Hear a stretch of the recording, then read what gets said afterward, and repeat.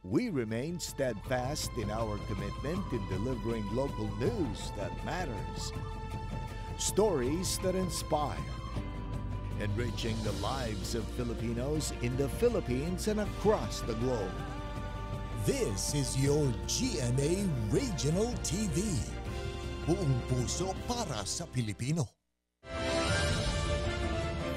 Ito ang inyong Regional TV News.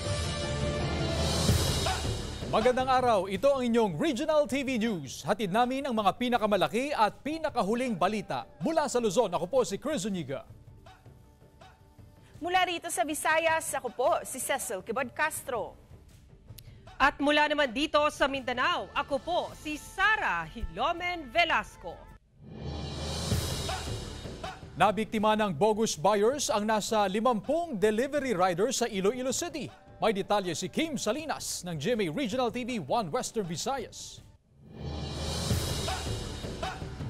December 2023 nang una nitong naranasang ma-scam matapos may umorder sa kanya ng 2 buckets ng fried chicken at isang burger sa isang fast food chain. Ngunit nang inihatid na nito ang order sa isang establishmento sa Barangay San Rafael, Mandurriao, hindi na sumasagot ang buyer sa kanyang mga tawag. Nagaring ang cellphone pero gina-off niya. Tapos do kapila ko gimpangita ko ang black kag ang lat nga gimbutang niya sa address. Sang namangkot na ko dito sa mga tao, wala sang amo na nga lat. Tapos ang pangalan wala man. Isa lang si alias Al sa 50 food delivery riders sa lungsod at probinsya ng Iloilo na nabiktima ng bogus buyers mula pa noong December 2023. Modus ng mga scammer ang pag-order at kung tatawagan na ang mga ito, hindi na raw sumasagot. Humingi pa raw ang bogus buyers ng voucher sa mga ahente ng online food delivery platform na may balik ang kanilang bayad dahil sinasabi nila na kulang o mali raw ang i-deliver sa kanila.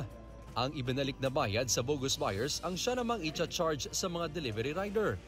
Kung kisa mga 10 times ginatawagan namon or mga tunga na sa oras, amo na siyang nag-report na kami sa dispatcher agent. Umabot na sa mahigit 100,000 piso ang halaga ng orders mula sa bogus buyers ayon sa mga delivery riders. Dahil dito, nagdesisyon na silang humingi ng tulong sa Regional Anti-Cybercrime Unit 6 upang matrace ang mga taong nasa likod ng pang-scam. Kaya mag-iimbestiga ang Regional Anti-Cybercrime Unit 6, kasong estafa ang maaring isampa laban sa mga bogus buyer. Mula sa GMA Regional TV 1 Western Visayas, Kim Salinas, nagbabalita para sa GMA Integrated News. Nasunog ang isang warehouse sa Cebu City. Nakatutok si Alan Domingo ng GMA Regional TV Balitang Bisdak. Nabalot sa itim na usok ang White Road sa Barangay Inayuan, Cebu City ilang minutos nang sumiklab ang sunog pasado alas 12 ng tanghali kahapon. Nasunog ang imbaka ng mga plastik na basura. Ginamitan pa ng bako para lang mailayo ang mga nakaimbak na basura at mapigilan ang paglaki pa ng apoy. Dahil sa laki ng apoy, itinaas ang sunog sa third alarm. Ayon kay Senior Fire Officer Windel Villanueva, tagapagsalita ng Cebu City Fire Station, patuloy pa ang inaalam ang sanhi ng sunog. Sa inisyal na investigasyon ng BEP, nagsimula ang apoy sa nakaimbak na basura. Nasa 450,000 pesos ang danyos ng sunog. Ayon sa isang saksi, may nakita siyang isang tao na umani nagtapon ng upos ng sigarilyo malapit sa imbaka ng basura. Nalibang ra ba? Nakalag labay sa iyang sigarilyo? Saan sa nalibang? Dito luyo. Naman luyo to. Oo, sagutan. Yan na. Mga to, pagkalabay sa sigarilyo at wasa kabaw na napawang ba to, mga to ni ang katong kayo, mga tinungdan. Muling pinaalalahanan ng BEP ang publiko na mag-ingat lalo na sa nararanasang mainit na panahon para maiwasan ang sunog. Mula sa GMA Regional TV Balitang Bisdak, Alan Domingo nagbabalita para sa GMA Integrated News. Natagpuan na ang nawawalang 5 taong gulang na batang babae sa Angeles City, Pampanga. Nakaalerto si CJ Turida ng GMA Regional TV 1 North Central Luzon. Masaya at emosyonal ang naging pagtatagpo ng 5 taong gulang na batang si Ali at ng kanyang magulang nang mahanap ang bata matapos ang ilang araw na pagkawala. Nawala ang bata matapos makalabas sa kanilang bahay sa Barangay Balibago, Angeles City noong Linggo, March 17. Umabot sa footbridge ng Barangay Santo Domingo ang bata kung saan siya kinuha ng isang lalaki at isinakay sa jeep. Nitong Huwebes, nahanap ang bata matapos makita sa labas ng isang barbershop sa Barangay San Bartolome, Novaliches, Quezon City. Nakilala raw ang bata ng mag-asawang Good Samaritan matapos mapanood ang balita sa telebisyon tungkol sa pagkawala at pagkahanap sa kanya. Kaya agad silang nakipag-ugnayan sa autoridad. Nasa kalye po ng Barangay San Bartolome, sa may tabi ng barbershop, isang barbero doon ng barbershop nakita na binibihisan ng isang Ligtas na nakabalik ang bata sa piling ng kanyang mga magulang. Hindi pa nagbibigay ng pahayag ang magulang ng bata. Pansamantalang nakadetina sa Police Station 4 ng Novaliches ang suspect. Sa panayam ng PNP sa suspect, dinukot niya ang bata para mayroon daw siyang makasama. Nagmamalipos daw siya. Sabi ko, lahi naman. Sabi niya, naawa daw siya sa bata. Lang, kasakasama daw niya para may kasakasama daw siya dahil wala siyang asawa, wala siyang pamilya. Isa sa ilalim sa medical legal ang bata kung papayag ang magulang. Inihahanda na ang kasong kidnapping in relation to RA 7610 laban sa suspect. Mula sa GMA Regional TV 1 North Central Luzon, CJ Torida, nagbabalita para sa GMA Integrated News. Patay ang rider matapos na sumalpok sa kasalubong na truck sa San Pascual, Batangas. Ang detalye sa report ni Denise Abante ng GMA Regional TV Balitang Southern Tagalog. Nananakbo ang tatlong motorsiklong ito sa kahabaan ng Barangay Poblacion, San Pascual, Batangas pasado alas 5 ng umaga kahapon. Maya-maya pa bahagyang tumigil ang isang truck sa kabilang linya at mapapansin na lumiwanag ang ilaw sa dulong bahagi ng video. Bumangga na pala ang pangalawang motorsiklong minamaneho ng 33 anyos na rider sa kasalubong na truck. Posible raw na nakatulog ang rider kaya nasakop na nito ang linya ng truck. Dead on arrival ito sa ospital. Nakatigil lang sa gilid ng bypass road sa Barangay Dalig, Batangas City ang dump truck na ito nang biglang umanong sumalpok ang motorsiklong ito sa hulihang bahagi ng truck. Wasak ang unahan ng motorsiklo. Dead on arrival sa ospital ang 42 anyos na rider na nagtamo ng pinsala sa ulo na wala umanong suot na helmet. Ayon sa pulisya, naflatan ang truck kaya nakaparada sa gilid ng kalsada. Wala raw ang driver ng truck nang mangyari ang insidente dahil naghanap umano ng maaaring mag-vulcanize sa gulong. Sa kuha ng CCTV na ito sa Legazpi City, Albay noong March 16, makikita ang pagbangga ng isang kotse sa sinusundan nitong tricycle. Bumaliktad ang tricycle hanggang sa napunta ito sa kabilang linya ng kalsada. Ilang segundo pa, nasagasaan naman ng isang delivery van ang mga sakay ng tricycle. Huminto ang delivery van habang ang driver ng kotseng unang nakabangga sa tricycle tumakas. Dinala sa ospital ang mag-asawang sakay ng tricycle ngunit hindi na nakaligtas ang babae habang kritikal ang lalaki. Mula sa GMA Regional TV, Balitang Southern Tagalog, Denise Abante, nagbabalita para sa GMA Integrated News. Nagdulot ng takot sa ilang residente nang pumasok ang isang malaking sawa sa isang bahay sa Tagbilaran City, Bohol. Nabulahaw ang tulog ng pamilyang Suarez sa Purok 3, Booy District, Tagbilaran City matapos marinig ang nabasag na jealousy madaling araw kahapon. Inakala nila na nilooban sila. Laking gulat na lang ng isa sa mga anak na may-ari nang makita niya ang malaking sawa sa ibabaw ng double-deck bed sa kanilang kwarto. Agad na rumesponde mga kawani ng Tagbilaran City Fire Station. Ayon kay Fire Officer 1 Anthony Glenn Tagaan na nasa 3 metro ang haba ng sawa na may bigat na 10 kilos. Posible umanong nanggaling sa kakahuyan sa bakuran ang sawa at nakapasok ito habang hinahabol ang daga. Paalala ng BFP sa publiko na ipagbigay alam kaagad sa kanila kung may makikitang sawa at huwag itong patayin. Ilang araw bago ang Semana Santa, unti-unti nang dumadagsa ang mga foreign at local tourists sa isla ng Boracay sa Malay Aklan para magbakasyon. Sa pinakahuling datos ng Malay Tourism Office, mahigit 150,000 na turista na ang bumisita sa isla mula noong Enero hanggang Pebrero ngayong taon. Kaya aasahan na madadagdagan pa ito sa nalalapit na Semana Santa ayon sa LGU. Isa sa mga tinitingnang dahilan ng pagtaas ng bilang ngayong taon ay ang muling pagpapahintulot sa pagdadaos ng mga beach party simula Pebrero. 6 na taon mula pansamantala itong ipatigil, bunsod ng rehabilitasyon sa isla. Nakipagpulong na ang LGU kasama ang MDRRMO, PDEA at Force Multipliers na siyang magbabantay sa seguridad ng tourism establishments. Gaya ng nakagawian, tuwing Semana Santa ay ipagpapaliban ang beach parties kapag Biyernes Santo. Sa Sabado na ito muling pahihintulutan.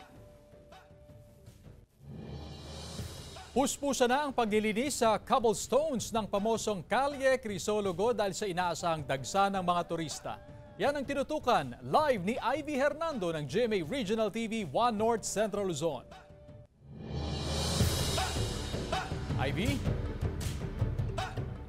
Chris, kanina lang ay nagsagawa ng flashing ang BFP at City Government ng Vigan sa mga drainage canal ng Calle Crisologo at mapapadalas pa raw ang paglilinis na yan hanggang sa Semana Santa. Bayanihan ang ilang kawani ng Vigan City Government at mga kutsero sa paglilinis sa kahabaan ng pamosong Calle Crisologo ng Vigan City. Hindi lang simpleng pagwawalis, pinuhusan pa kasi ng tubig at sinabunan ang cobblestone. Pinapadalas namin ito na magpa-flash kasi marami ng turistang pumupunta para ma-eliminate din natin yung odor from the canal. So, ang ginagawa namin, naglalagay kami ng enzyme odor eliminator. Maliban sa mga turista, prioridad daw ng City Tourism Office ang kaligtasan ng mga ipinapasadang kabayo sa kalisahan. Nagiging madulas raw ang kalsada dulot ng mga kumakapal na alikabok at mula sa mga natatapong pagkain at inumin. Nagalisin ta kanayo nga mapagnaan ti tao keng kabalyon sa DJ agalismet ken makaiwas ti disgrasya DJ pinagdalos. Mas mapapadalas pa raw ang paglilinis sa kalye lalo na sa mga peak season o holidays tulad ngayong nalalapit na Semana Santa. Yung volume naman po ng mga turista na pupunta, ang expectation natin 50,000 up na naman. Ayon sa Tourism Office, nagsimula ng maging fully book ang mga accommodation establishments sa lungsod. Chris, sa mga oras na ito ay kakaunti pa mga turista dito sa Calle Crisologo. Dadagsa kasi ang mga yan pagsapit ng hapon hanggang gabi. Samantala, kamakailan nagsagawa ng vet mission ang Vigan City Veterinary Clinic sa mga ipinapasadang kabayo upang masigurong nasa kondisyon ito lalo pat inaasahan na naman ang dagsa ng turista ngayong nalalapit na Semana Santa. Payo naman sa ating mga kapuso na nagbabalak mamasyal dito sa Vigan City, mainit ang panahon ngayon dito kapuso kaya maging hydrated, magdala ng tubig, pananggas sa init at magsuot ng preskong damit upang ma-enjoy ang inyong pamamasyal dito sa Vigan City. Chris? Maraming salamat, Ivy Hernando ng GMA Regional TV 1 North Central Luzon.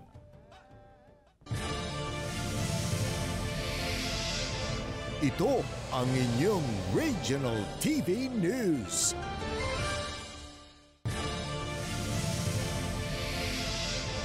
Ito ang inyong Regional TV News. Samantala, sitwasyon sa Batangas Port, ating alamin live mula kay Paul Hernandez ng GMA Regional TV Balitang Southern Tagalog. Paul? Chris, dito sa Batangas Port, pinili na ng ilang pasaherong umuwi sa kanilang probinsya. Hindi pa man opisyal na nagsisimula ang Holy Week. Maluwag ang passenger terminal building ng Port of Batangas. Ang kung minsay mahabang pila sa ticketing section, mabilis ding nawawala. Sa departure area, maraming bakanting upuan. Binuksan na rin kasi ang extension nito na bahagi ng Phase 2 project sa passenger terminal building na kaya nang mag-accommodate ng 8,000 pasahero mula sa dating 2,500. Bago pa makapasok, masusi ang ginagawang inspeksyon sa mga bagahe. Hindi pa rin nakakalusot ang mga flammable material, mga patalim at meat at chicken products bilang pag-iingat sa ASF at bird flu. Pinapaalalahanan ng PPA ang mga may-ari ng food stalls na tiyakin ang kalidad at kalinisan ng pagkaing ibinebenta sa mga customer. Ayon sa PPA, sa Martes Santo nakikitang magsisimula ang buhos ng maraming pasahero sa Batangas Pier na itinuturing na isa sa pinakaabalang pantalan tuwing peak season gaya na lamang ng Semana Santa. Tumitriple raw ang bilang ng outbound passengers sa Batangas Port sa mga ganitong panahon. Sa Taya, 20,000 ang papasok na pasahero rito kada araw. Samantala, ang payo ng otoridad, Sa publiko, planuhing mabuti ang pagbabakasyon at dalhin lang ang mga mahalagang gamit sa pagbiyahe para iwas hassle.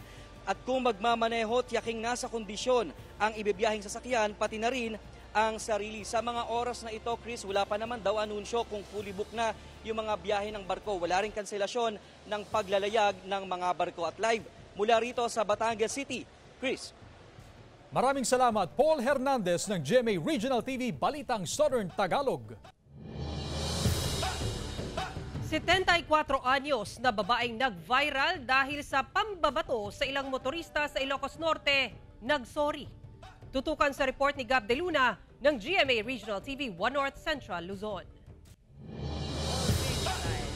I'm psychologically, morally, mentally stressed na. Lagi jay, alakit agsuri akmet Humingi na ng dispensa ang 74 anyos na si Lola Reni matapos itong mag-viral sa pambabato sa mga dumadaang motorista sa harap ng kanyang bahay sa Barangay Bulbulala, Vintar, Ilocos Norte. Tila tahimik na ang kalsada sa tapat ng bahay ng ginang. Ngunit anya, hindi pa rin daw tumitigil ang ibang motorista sa pag-iingay tuwing dumadaan. Pansamantala raw nitong itinigil ang pambabato matapos kumalat sa social media ang CCTV footage kung saan may ilang motoristang tinamaan ng kahoy na gamit ni Lola. Pero may babala siya sa anyay mga pasaway na dumadaan. Hanak ag balabagay nga nga pagpungtot dakda kayo babastos. Dito iti Engel Barti, itirak ka da kayo. Huling insidente raw ng pambabato ng ginang noong March 6. May panawagan naman si Lola sa mga vlogger na tila pinagkakakitaan lang ang kanyang sitwasyon. Da kayo amin a vlogger. No awan ti permission ko kada kayo tatan. Da kayo manot sumrek kada kayo sa awan lata kanya kon. Sakit ti bagina. That's very unfair. Matapos naman ang huling insidente, kinausap na raw si Lola ng otoridad na tigilan na ang pambabato bago pa may malubhang masaktan. Mula sa GMA Regional TV 1 North Central Luzon, Gab De Luna, nagbabalita para sa GMA Integrated News. Special discount kada linggo ng PWD at senior citizens, pinataas hanggang 125 pesos sa ilang bilihin. Tungayan sa report ni CJ Turida ng GMA Regional TV 1 North Central Luzon. 1,000 pesos lang ang dalang pera ng senior citizen na si Aniseta para sa grocery. Kulang para mabili ang lahat ng pangangailangan. Hindi ko na nga po nabili yung tinapay kasi kulang na po yung pera. Sa ngayon, may hanggang 65 pesos ng discount kada linggo ng mga senior citizen at person with disability para sa basic necessities at prime commodities tulad ng locally produced na isda, karne, pati ilang grocery item tulad ng asukal, cooking oil, toiletries at harina. 5% yan ng 1,300 pesos na maximum na gastos na pwedeng applyan ng discount. Simula sa susunod na linggo sa pamamagitan ng bagong Joint Administrative Order na pinirmahan ng Department of Trade and Industry, Department of Agriculture at Department of Energy, tataas na ang pwedeng makuhang discount ng mga senior citizen at person with disability. 5% pa rin ang special discount pero hanggang 2,500 pesos na ang pwedeng bigyan ng discount. Katumbas niya ng 125 pesos na discount kada linggo. The senior citizen discount of 20% is not applicable to all products. So that's why we came up with a 5% that's applicable to those which are not subject to the 20% senior citizen discount. Bukod sa mga grocery item na may tuturing na basic necessities, ang prime commodities, kasama rin sa mabibigyan ng discount ang gulay, prutas at bigas maliban sa specialty rice. May 5% discount din kada 5 buwan sa LPG. Para maiwasang maabuso ang benepisyong ito, dapat hindi bababa sa 4 na iba't ibang uri ng item ang dapat bilhin. Halimbawa, maaaring 2 lata ng sardinas, 1 pack ng kape, gatas at sabon. Hindi pwedeng i-apply yung full discount for the week na 125 sa isang item lang. Kailangan 4 items. Pangalawa, hindi sa isang session lang ng purchasing i-apply yung 125.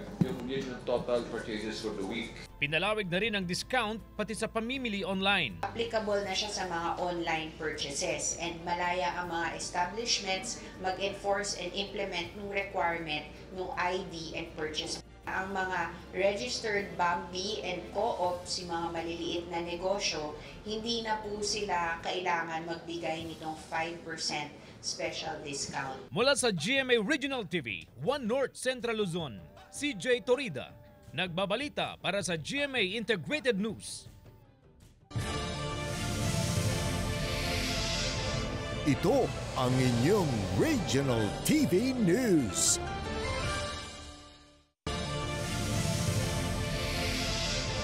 Ito ang inyong Regional TV News. Arestado sa Timor-Leste si dating Negros Oriental 3rd District Congressman Arnolfo Teves Jr. na sangkot sa Pamplona Massacre. Kinumpirma ng DOJ na inaresto si Teves kahapon sa bisa ng Interpol Red Notice at inaasikaso na ang pagdala sa kanya pabalik sa Pilipinas. Naglalaro ng golf ang dating congressman sa Dili, East Timor, nang arestuin siya ng Interpol National Central Bureau ng Dili at East Timor-Leste Police. Wanted si Teves sa Pilipinas para sa mga kasong murder, frustrated murder at attempted murder bilang itinuturong mastermind sa pagpatay kay Negros Oriental Governor Noel Degamo at siyam na iba pa sa Pamplona, Negros Oriental noong March 4, 2023. Designated terrorist din si Teves ng Anti-Terrorism Council. May team na ang Pilipinas sa Dili at agad na ipoproseso ang pagpapabalik kay Teves sa bansa. Sa post naman sa social media, sinabi ng biyuda ni Governor Degamo na si Pamplona Mayor Janice Degamo na hindi raw sapat ang mga salita para ihayag ang kanyang nararamdaman na sa wakas ay makikita na ang taong pumatay sa kanyang asawa at naghasik ng takot sa kanilang probinsya. Napapakinabangan ng mahigit 1,000 residente sa isang barangay sa Maguindanao del Sur ang proyekto kontrabaha ng Japan government. Narito ang report ni Abby Caballero ng GMA Regional TV 1 Mindanao. Isa ang 11 anyos na si Alia Garnain sa mahigit 200 estudyante sa Reina Regente Elementary School sa bayan ng Dato Piang, Maguindanao del Sur. Anya may mga pagkakataon na hindi sila nakakapasok sa klase nila noon tuwing umuulan, lalo na kung umaabot sa 3 feet ang taas ng baha. Flood-prone area o madalas bahain ang kanilang lugar. Kaya isa sila sa mga napiling tulungan ng World Food Program katuwang ang gobyerno ng Japan. Thank you sa Japanese government sa BARM dahil kami ang napiling tulungan. Sa pamamagitan ng Food for Assets, 150 na residente ang kanilang nahikayat na tumulong sa konstruksyon ng 900-meter elevated pathway na nagkokonekta sa main road papunta sa paaralan. Mula nang magawa ang naturang pathway, nasolusyonan na ang problema sa pagbaha sa naturang lugar. Mula na nakalagay yan, hindi na nakapasok ng tubig dyan banda. Malaki talaga ang tulong yan. Kaya laking pasasalamat namin sa taga-Japan. Samantala, isang ceremonial turnover ng livelihood assistance ang isinagawa sa Barangay Jocolano sa Cotabato City. Isang backhoe ang ibinigay para sa Margas Agriculture Cooperative na proyekto ng UNDP Philippines na pinondohan din ng Japan government. Sumailalim naman ang mga residente sa mga lecture at demo tungkol sa salted egg production. Nakafocus ang naturang proyekto sa pagpapalakas sa food security at livelihood sa pamamagitan ng pagpapaigting sa production, processing at marketing capacities ng agricultural at fishery sector. And the government of Japan has been committed to this peace process in Mindanao for more than 20 years. And our intention is to deliver the peace dividends to respective communities. Mula sa GMA Regional TV 1 Mindanao, Abby Caballero, nagbabalita para sa GMA Integrated News.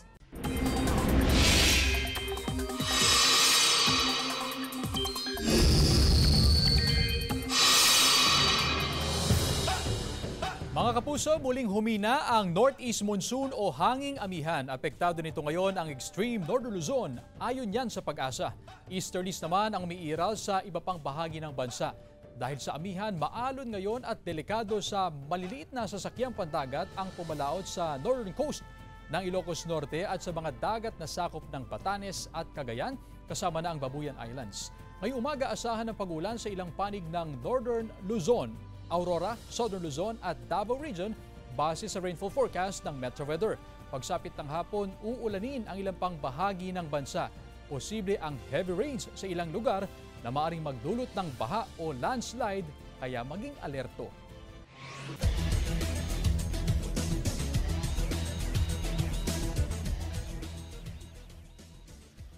Mga kapuso, bukas na ang Do or Die Game 3 ng NCAA Season 99 Juniors Basketball Finals. Narito ang report. I thank the boys, they fight. Hindi ako magaling, si God ang magaling. To God be the glory. Naging emosyonal ang head coach ng Perpetual Junior Altas na si Geoff Cleopas matapos silang tablahin ang serye ng NCAA Season 99 Juniors Basketball Finals laban sa defending champion Letran Squires 91-90. Pero di tulad ng kanyang lungkot noong natalo sila sa Game 1, tears of joy naman ang dumaloy sa Game 2. I told them, you know what guys, alisin ko na yung galit ko dito. But I want you to fight. Let's just play basketball, dive the ball, go hard, and we'll see kung anong talaman ko. I really appreciate the competition ng kabilang team. So it was hats off to them. They played well today. Game 1 po, hindi ko po parang bagsak po yung katawan namin, parang hindi po namin alam ano nangyari nung game 1. Kaya naman po namin sana nung game 1. Nung game 2, parang pinag-usapan po namin lahat, nag-huddle po kami na laban na po, ito na po, wala na pong bukas. Mula now or never para sa Perpetual sa Game 2 sa darating na Sabado. Do or die para sa kampyonato ang dalawang koponan. Iba yung puso ng mga players ngayon. Sabi ko, alam kong sobrang lakas talaga ng Letran. And it's just a blessing today. And then I don't want to say that we're gonna take that Game 3, but God only knows that. Sabi ko lang naman sa kanila, it's just a test. So nanalo kami ng Game 1, nanalo yung Perpetual ng Game 2. So parang pinasarap lang. Huwag palagpasin ang Do or Die Saturday ng NCAA Season 99 Juniors Basketball Championship Sabado, March 23, 9:30 ng umaga, live sa GTV. Samantala, mapapanood niyo po ang episode na ito sa official website ng GMA Regional TV, www.gmaregionaltv.com. Pwede rin kayong bumisita sa aming official YouTube channel, GMA Regional TV, at i-click ang subscribe button para sa pinakamainit na balita mula sa mga rehiyon. Nais naming pasalamatan ang mga kapuso sa iba't ibang panig ng Pilipinas, maging ang mga kapuso natin abroad. Dahil sa GMA Regional TV, Local News Matters. Kami ang Regional TV News, buong puwersa para sa mas malaking misyon at mas malawak na paglilingkod sa bayan.